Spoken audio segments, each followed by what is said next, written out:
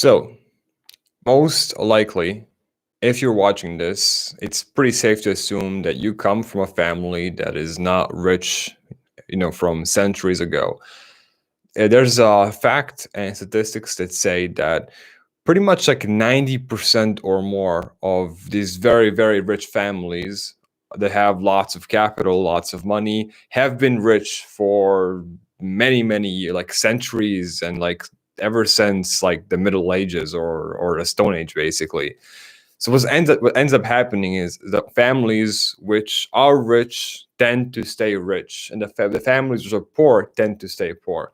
But this is not only because that they have this inheritance which gets passed down from generation to generation.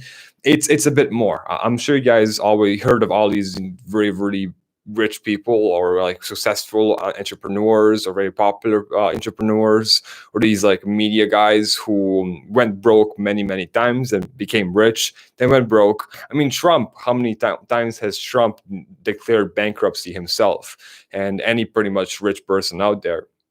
So when you actually look at what's the difference between somebody that has a high chance of staying rich or becoming rich and somebody who has high chance of staying poor, the only difference is mentality. That's something that's been studied for a long time because money is really interesting. Money is the thing that is seen as the most important in this world. So there's lots of science to back this up. At the end of the day, because most likely you just like me, I was born from a family that was at one point was struggling to have money for food. I was lucky not enough not to feel that on my own skin, but that's something my parents did feel a lot. And my dad never actually taught me how to handle finances. My dad never taught me how to what to do with money, if I make money, how to make money, and how to keep it. I'm sure you guys heard the saying that it's easy to make money, but it's hard to keep it. It's something that you hear many many rich people say. Like anybody can make money, but only a smart person can keep the money. If you are in the currency and have been doing investing for some time, you probably felt this on your own skin. Most of us who are in crypto right now made lots of money back in 2017. But the question is, who is still rich? If I know many people who made not only a couple million, but 20 million, even hundreds of millions, but none of them have 20 or hundreds of millions of dollars right now in their pocket or in their bank or in real estate or whatever. So this is the lesson that most of us learned the hard way. But if you're new in crypto, if you haven't been here since 2017, or if you haven't made millions and lost millions, this is something you're yet to learn. So it's better if you can hear it from me and learn from my mistakes. Next time I make lots of money, I'm definitely going to act different. And next time that all my friends who I know who made money and lost money, I'm sure they will act different too. And this is the trap that nobody warned you about. This is something that rich parents tell to their young kids from like age 1, age 5, age 10. It's something that they tell them and they learn really really early on. And they talk about greed as something to watch out for. So like if you grew up in a ghetto, your parents will tell you, yeah, watch out for drugs, watch out for don't become a gangster. So they warn you of things in your surroundings. But not many of our parents warn us for these financial traps. Not many of our parents warn us about the dangers of credit. Not many of our parents warn us about the danger of greed. These are greed is like almost like an addiction. It's an addiction that nobody really talks about. It's addiction to wanting more. So for like when I was really really young, because I grew up in this kind of, well, not kind of poor, but my parents at one point were very really really poor. Obviously they're considered kind of higher middle class right now. My dad was lucky enough to move with our family to America, but that's a long story. So basically we were able to make money and not be very very poor, but we were really really poor at one point. So I had this thing in my head that I was like, okay, I kept telling myself as a young kid, I'm gonna change the course of my life. I'm not gonna be like my dad, and I'm gonna be rich. I kept telling myself this over and over again. Like I was literally brainwashing myself. that I will become like rich. Sometimes you ask a kid, it's like, what are you gonna be when you grow up? And some kids, they say they're gonna be a painter or gonna be an architect or gonna be, I don't know, like a fireman, astronaut, whatever, a soldier, a policeman, right? When people ask me what I want to be when I grow up, my answer was really simple. I said rich. I was so obsessed with money when I was a kid. My only answer was like, what I'm gonna be when I grow up was rich. Doesn't matter what I do, I will find a way to make money, and I will make money. So that's what I did. I spent many, many, many years learning about marketing, learning about working from home, learning about finance, learning about crypto. And obviously, when I learned about crypto, I was like, eureka! I had this light bulb. This idea. I was like, okay, this is my chance to make money. So, as a kid, I already made this calculation. So I was pretty smart kid. I always liked using a calculator, playing with numbers, and as a kid, I was thinking, how much money do I need to retire? Like as a fucking kid, right? So I was like, okay, if I can make, if I live in, for example, an Eastern European country like Serbia, and if I make like $1 million, I will have enough money to live for 50 years because that's a really, really comfortable life in Serbia, like really comfortable, and not cooking, going to restaurants, and renting, always changing places, not being stuck in one place, not being under a contract. So as a kid, I did this in my head. I was like, okay, if I make $1 million and have $1 million in my bank account, I can retire at any age and live comfortably for at least 50 years. So if I'm like 20, right, and then plus 50 years, that's 70 years. Like it doesn't matter, if you're over 70, whatever happens. Like, but the 70 is kind of an important age. So I said that 50 years is what I need. I need money for 50 years. And I told myself, I just want $1 million, nothing else. That's all I want. And I kept thinking about it. I kept thinking about it. I literally made it happen because I was so obsessed with it. I was always looking at ways I could make money. I worked many, many, many different jobs. I tried doing jobs in the transportation industry. I tried doing jobs in marketing industry, and I tried doing jobs then in like the startup industry, and obviously cryptocurrency and everything that's kind of around these startups, around crypto, around finance. So I changed all these industries, always looking for a better job and always doing my best. No matter what job I did, I always like literally did my very best. Like I was breaking company records within months of any job I took. So the first job I took, like as logistics and as a dispatcher, I literally broke the company record in like 3-4 months, and I was like one of the best dispatchers. Maybe not the best, but I was already making crazy results. And then like every other job I kept taking, I was just pushing myself harder and harder and harder because I told myself I'm gonna make that $1 million, right? And what happens? What happens is, if you think about something and you act like a laser and you focus all your energy in one point, sooner or later, you will get what you want. Because that's what people say: be careful what you wish for, because it does. If you focus on something with enough energy, you will get it. Like if you take all your life energy and all your time and all your resources, like sacrifice everything, sacrifice friends, sacrifice health, sacrifice family, sacrifice sleep, sacrifice social skills, sacrifice everything, and just focus on one fucking thing. I guarantee you will get it. That's what I did. I sacrificed everything in my life, and I focused only on money. I was like, and how to make more and more and more money until I reached that $1 million so I can retire. And that's what I did for as soon as I learned about crypto, I focused all my energy on crypto. Like I was not eating. I just ate like 1 or 2 meals a day, and I was just working. And I just work on a computer 15 hours a day.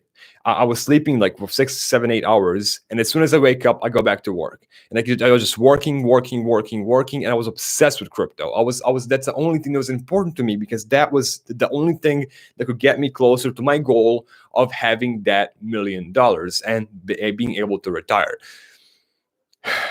But what ends up happening is, after 6 months or 7 months, I get my first $10,000. I get my first $100,000, and it was really quick when I got my first $1 million, and then it was 1.1 billion. It was just faster and faster and faster. But this is something that nobody warned me about, because I didn't grow up, from a family. I didn't grow up in a family that was rich for the last 5 centuries. And my dad never learned about finance from his dad, and his dad never learned about finance from his dad. So they had no knowledge about finance, about the way that the world of money functions to pass on to me. And this is something nobody warned me about. Nobody warned me about how dangerous greed is. It's literally like a drug. Unless you make a crazy amount of money yourself, you will not know how seductive money can become, and how obsessive. And like I'm telling you, like as a kid, the only thing I ever fantasized about was having that $1 million and nothing else. So just that's the only thing I fantasized about. And I made it. I made the $1 million.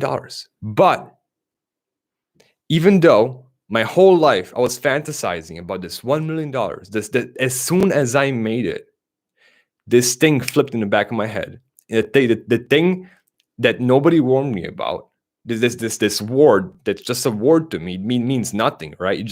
Greed. Like, what's greed? It's like, wanting more, like whatever. It's just a word in a dictionary. I know what it means, but I don't know what it's actually like. And when you start tasting money for the first time, start smelling money, you're like, if I can make $1 million in 6 months, or 100 grand in the first 2-3 months, and then $1 million in 3 more months, in 3 more months, I can have $2 million. And your brain starts thinking, what if I have 2 million? Then I can retire even more comfortably, right?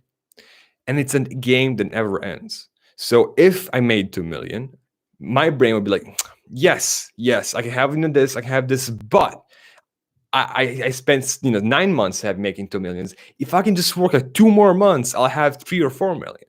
And it's something that nobody ever warned you about. It sounds all fun, and it's all fun and games until it bites you in the ass. Until literally changes the chemistry in your brain, until you literally, like, no matter how long you told yourself and how many times you told yourself, all I need is $1 million.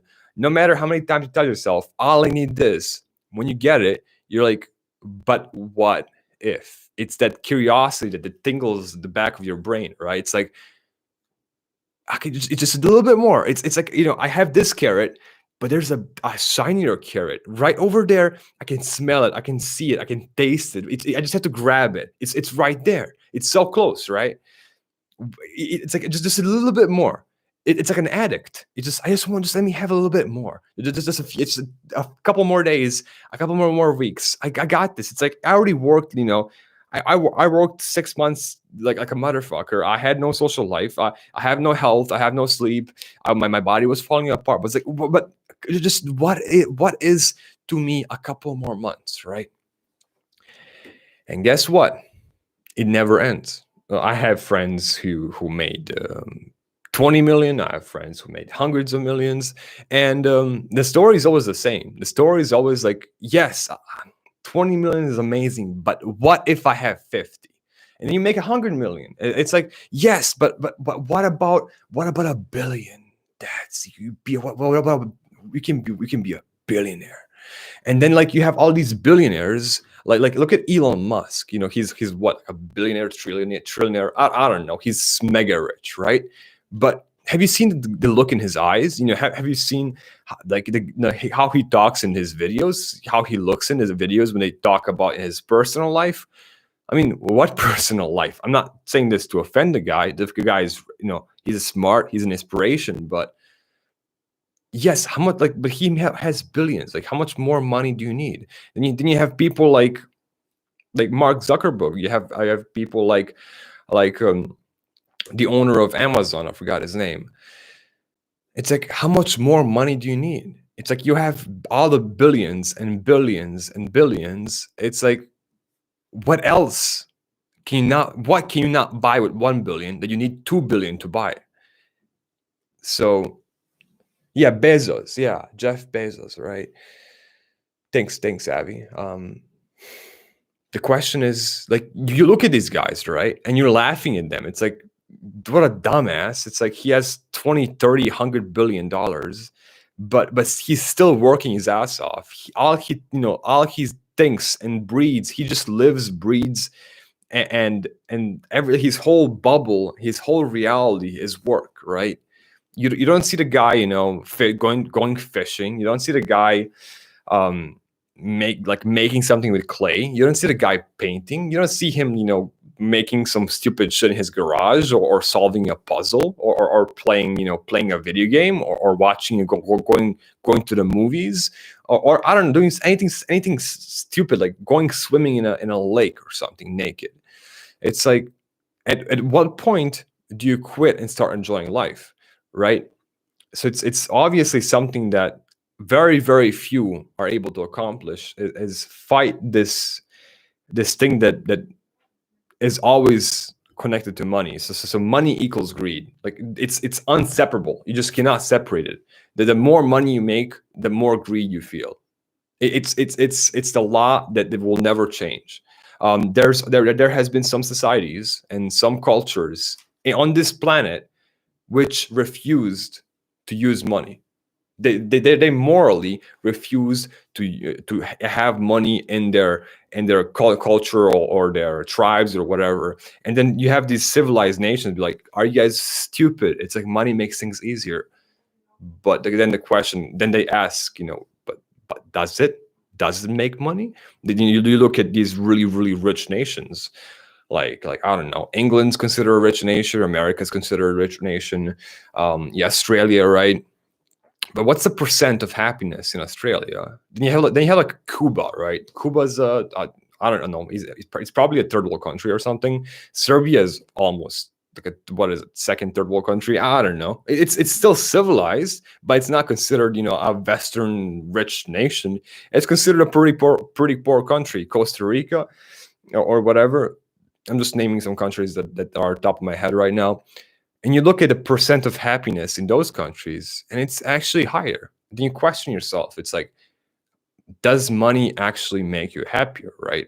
And then you really have to. It's something you have to. It's a big fight. And unless somebody teaches you this from a very, very young age, the odds will always be against you. You have to, like, actually take many, many books, or listen to many, many people, or talk to many, many people that had this experience, or experience this yourself, make a lot of money, lose all of it, and then realize, oh, that's what these people meant when they said greed.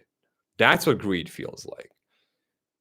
And that's when I, for the first time in my life, understood what greed is. When at age, like, I don't know, 20 something, I made $1 million, and guess what? I lost $1 million because I wanted more. I was like, if it took me 6 months to make $1 million, I can make 2 million in two more months, or I can make 5 million in 6 more months.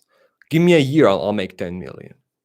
So it's like, you just keep calculating, like, what will it take?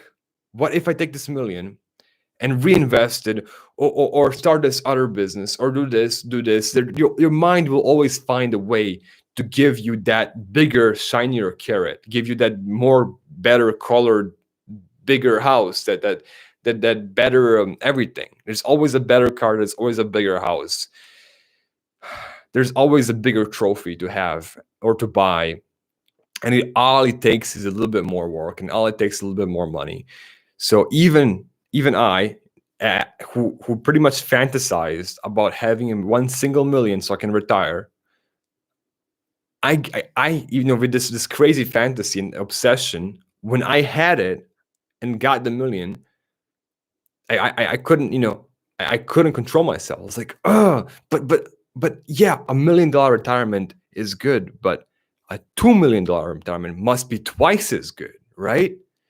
So this curiosity will always be in the back of your head. It's something you will never ever win. It's money will always carry this hidden aspect, this hidden symptom of greed. It's something that you cannot separate. You have to be literally mentally trained by a father who is rich, who has a rich father, who and his father is also a rich father. So your grandpa and your grandpa, is comes from a rich family, and it's something you're trained to fight against. So as an average person, I'm not saying you're bad. I'm just saying most of you watching are probably not multi-millionaire rich families like I wasn't. I come from an average poor family, right? It's something you're not trained for, right? So at the end of the day, most likely, most likely, you will lose this mental battle of stopping and knowing it's enough.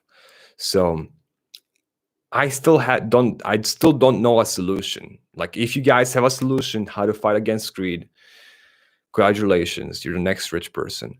But and like all the rich people say, it's making money is the easy part. Keeping money is the hard part, right? There's always a fun, shiny way to spend it.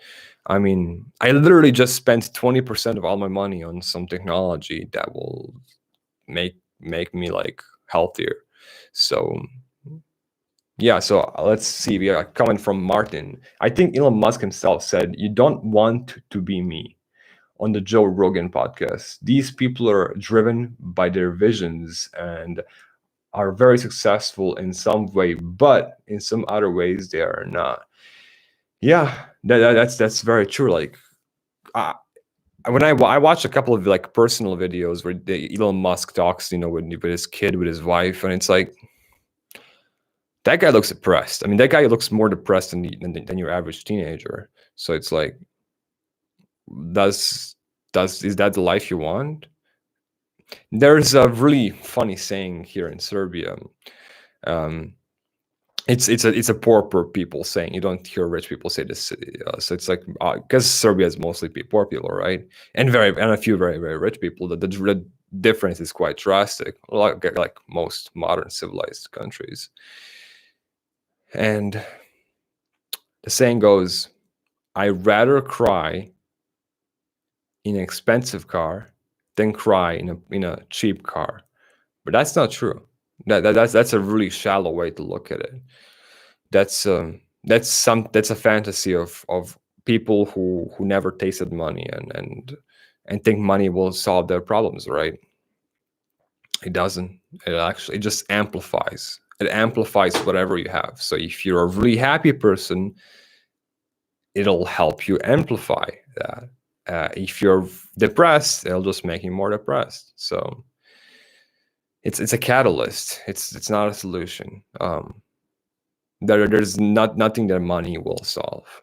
Like, nothing that's actually important to a human being that money will solve, except like the very very basic few. So unless you live in like a extremely poor country, like I don't know, some parts of Africa, and you haven't eaten in 2 days, and you're scared you will die because you don't have water tomorrow, then yes, money will solve something. But since most of you guys watching are from some Western or European or American place, like, what was the last time you felt, you haven't eaten for 3 days because you didn't have money? So if for the last 3 days you had 3 meals and always had clean water and did not have to worry if you will be cold or not have food to heat your home, I mean, not have electricity or money to heat your home, then money will not solve anything else. Like, that's the only things money will actually solve, is those basic things, right? What, like, do you really need that bigger house? Do you really need that different color iPhone? Or do you really need that, Tesla? Yeah, I'm definitely going to talk about why I don't like Tesla anymore in my next video. So I'm not sure if it'll be a live stream, but if it is, you guys are welcome to comment. Let's see what Martin said. Yeah, look at Bezos. He has all the money in the world and couldn't save his marriage. Yeah. What else should I say? The funny thing is, after losing 99% of the money I made in early 2018, that's like $1.2 million. I never felt more rich. So when I had that 1.2 million that I did not put in my bank, but I kept reinvesting, I felt I'm not rich enough. But now I have a really beautiful relationship. I have really tasty food. I have a really very beautiful, relaxing environment. I have nice friends, and I don't work. I just don't work. I make the only work I ever do is make one video a day, and that's like I'm about to go sleep like in 5 minutes. This is my quick video because I want to make sure you guys have a video every day. So it's you guys have like this what's it called? I want to keep a discipline of keeping this channel fresh, right? So this is the only obligation I kind of gave myself, is making one video a day. I was like, there's nothing else that I told myself I will do. So at this point, after losing 99% of this theoretical amount I made, I never felt more rich. So it's not about the money you have, it's about how you live with the money you already have. So it's not the money you can have or will make. It's how you treat the money you have in your pocket right now. So if you spend that money in ways that make you happy, live that life, and spend your time and your energy in ways that will fulfill you, you are more rich than all these billionaires. You can name one billionaire that has that that nice relaxed look, and looks like they slept nicely the last 5 days. Name one billionaire that has that sprinkle in his eyes. Name one billionaire that is always smiling. Yeah, it might be a smile for the camera, but it's like, when do you see them like actually just having this relaxed, joyful, spontaneous smile? And you don't see that. So yeah, if you guys have a solution for greed, let me know. But from my understanding, greed will always be a side effect of money. So it's not about how you make the money or how you chase the money. It's how you live with the money and live with the time and the health you already have. There's a saying that life is now. It's not in the past, it's not in the future. Life is in the now. That's how this world functions, in the now. Let's see what Avi says, and that's it for today, guys. Thank you for watching. One last comment. Elon Musk's problems is working on Sundays or calling in the entire office at 4 a.m. It's a burnout. It's burnout hours.